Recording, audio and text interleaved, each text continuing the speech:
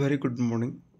NMMS 2024-25ನೇ ಸಾಲಿನ ಅಂಕಪಟ್ಟಿಗಳನ್ನು ಬಿಡುಗಡೆಗೊಳಿಸಿದ್ದಾರೆ. ಅಂಕಪಟ್ಟಿಯನ್ನು download ಮಾಡ್ಕೊಳ್ಳೋ ನೀವು ಎಷ್ಟು ಅಂಕಗಳನ್ನು ಪಡ್ಕೊಂಡಿದ್ದೀರಾ ಅನ್ನೋದನ್ನು ತಿಳ್ಕೊಳ್ಳಿಕ್ಕೆ DSCRT.car.nic/in 2024-25 ಅಂತ ಟೈಪ್ ಮಾಡಿರಿ. ಏನಪ್ಪ ಅಂದ್ರೆ ರಾಜ್ಯ ಶಿಕ್ಷಣ ಸಂಶೋಧನೆ ಮತ್ತು ತರಬೇತಿ ಇಲಾಖೆ ಅಂತ ಬರ್ತದೆ, ಅದ್ರ ಮೇಲೆ ಕ್ಲಿಕ್ ಮಾಡಿರಿ. ಇದ್ರ ಮೇಲೆ ಕ್ಲಿಕ್ ಮಾಡಿದ್ಮೇಲೆ ಈ ಪೇಜ್ಗೆ ಹೋಗ್ತದೆ. ಈ ಪೇಜಿಗೆ ಹೋದ್ಮೇಲೆ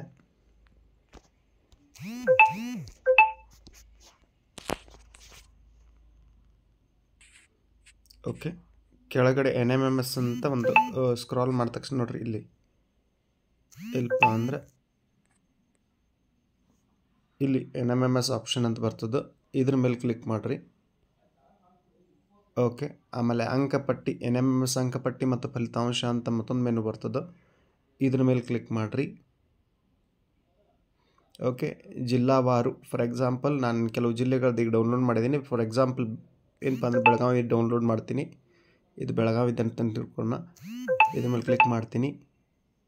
ಹೌದಾ, ಕ್ಲಿಕ್ ಮಾಡಿದ ತಕ್ಷಣ ಏನಾಗ್ತದಪ್ಪ ಅಂದ್ರೆ ಒಂದು ಫೈಲ್ ಓಪನ್ ಆಗ್ತದೆ.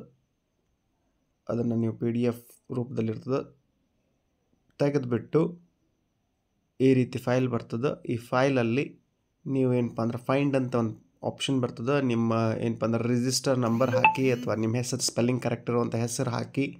ಹೌದಾ, ಫಾರ್ ಎಕ್ಸಾಂಪಲ್ ನಾನೇನು ಮಾಡ್ತೀನಿ ಅಂದರೆ ಅರುಣ್ ಅಂತ ಮಾಡ್ತೀನಿ. ಅರುಣ್. ಹೌದಾ, ಸರ್ಚ್ ಕೊಟ್ಟರೆ ನೋಡ್ರಿ ಅರುಣ್ ಅಂತ ಏನಾಗಿದೆಯಪ್ಪ ಅಂದರೆ ಹೈಲೈಟ್ ಆಗಿದೆ. ಎಲ್ಲೆಲ್ಲಿ ಅರುಣ್ ಇರ್ತದಲ್ಲ ಈ ಲಿಸ್ಟಲ್ಲಿ, ಅಲ್ಲಿ ಹೈಲೈಟ್ ಆಗ್ತದೆ.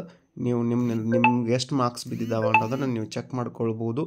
ಆದಷ್ಟು ಚೆಕ್ ಮಾಡ್ಕೊಳ್ರಿ ಅಂತ ಹೇಳ್ತಾ, ಹೌದಾ,